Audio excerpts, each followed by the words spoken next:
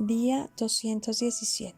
Lección número 28. San Pedro. Actividad y muerte en Roma.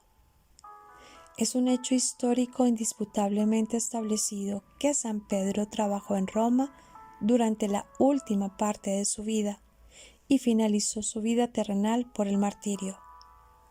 En cuanto a la duración de su actividad apostólica en la capital romana, la continuidad o no de su residencia allí, los detalles y éxito de sus trabajos, la cronología de su arribo y de su muerte. Todas estas cuestiones son inciertas y pueden resolverse solamente mediante hipótesis más o menos bien fundadas. El hecho esencial es que Pedro murió en Roma, y esto constituye el fundamento histórico del reclamo de los obispos de Roma sobre el primado apostólico de Pedro. Con respecto a la forma en que Pedro murió, contamos con la tradición atestiguada por Tertuliano a fines del siglo II, donde dice que sufrió crucifixión.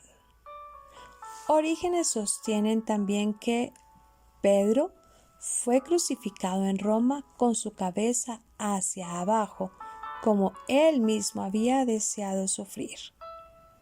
Como el lugar de la ejecución, pueden muy probablemente aceptarse los jardines nenorianos en el Vaticano, dado que según Tácito, allí se representaban en general las horrendas escenas de la persecución nenoriana, y en este distrito, en la vecindad de la Vía Cornelia y al pie de las colinas vaticanas, el príncipe de los apóstoles halló su sepultura.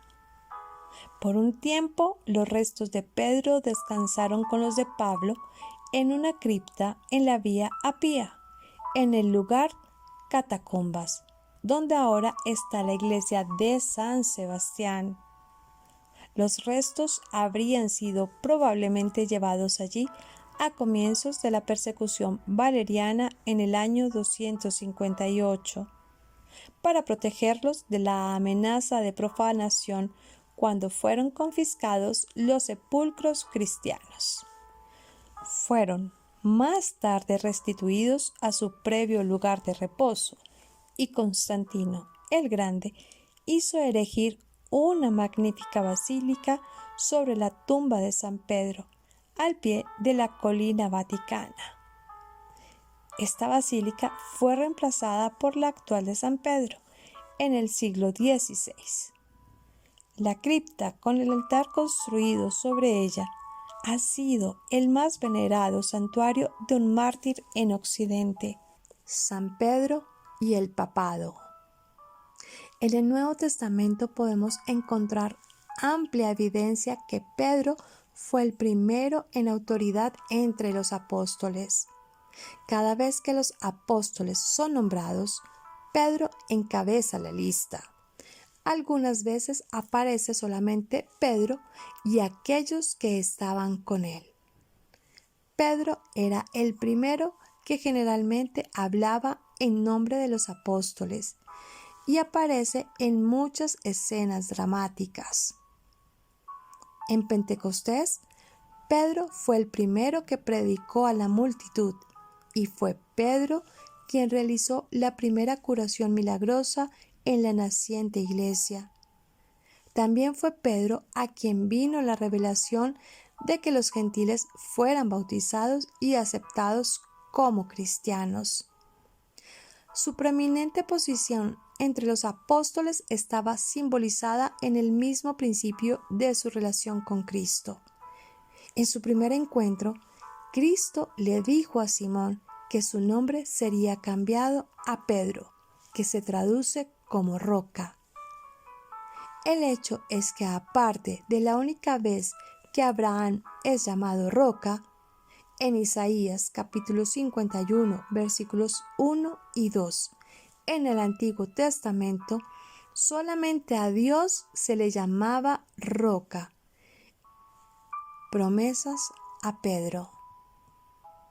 Cuando él encontró por primera vez a Simón, Jesús le miró y dijo: Tú eres Simón, el hijo de Juan, te llamarás Kefas, que significa Pedro. La palabra Kefas en griego es meramente la traducción literal de la palabra Kefas en arameo.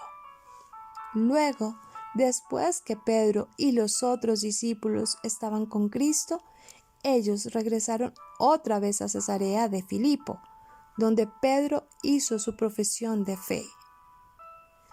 Tú eres el Cristo, el Hijo del Dios vivo. Jesús le dijo que aquello era una verdad especialmente revelada a él, y luego solamente reiteró: Y yo te digo a ti, tú eres Pedro. Y a esto añadió la promesa de fundar la iglesia, de algún modo fundada sobre Pedro.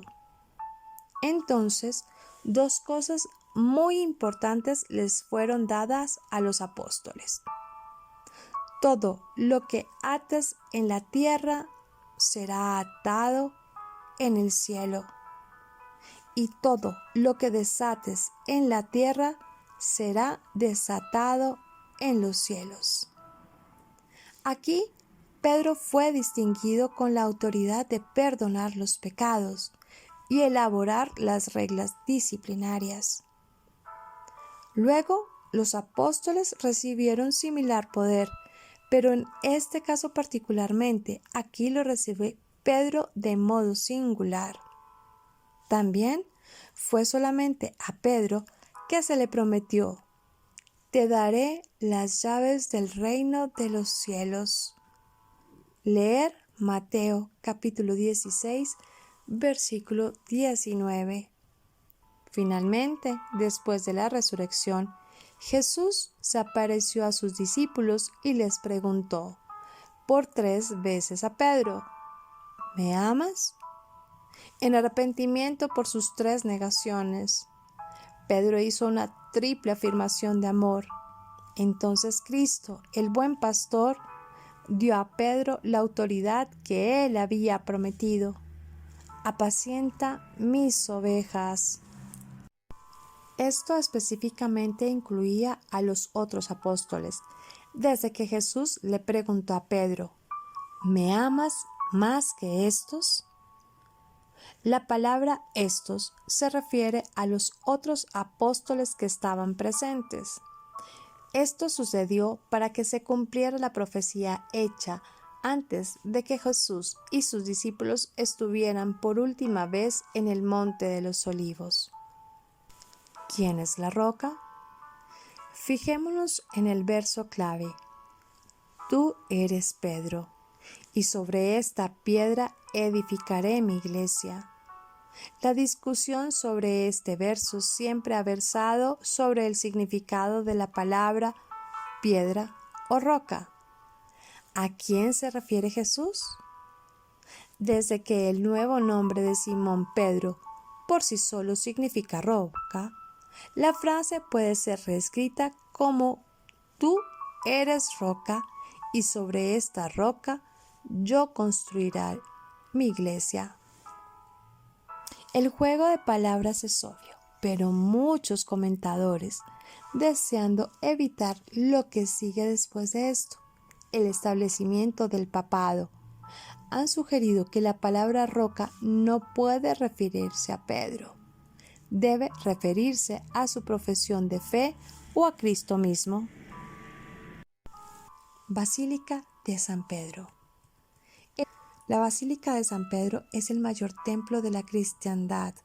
Se encuentra situado en la orilla derecha del Tíber, dentro de la Ciudad del Vaticano.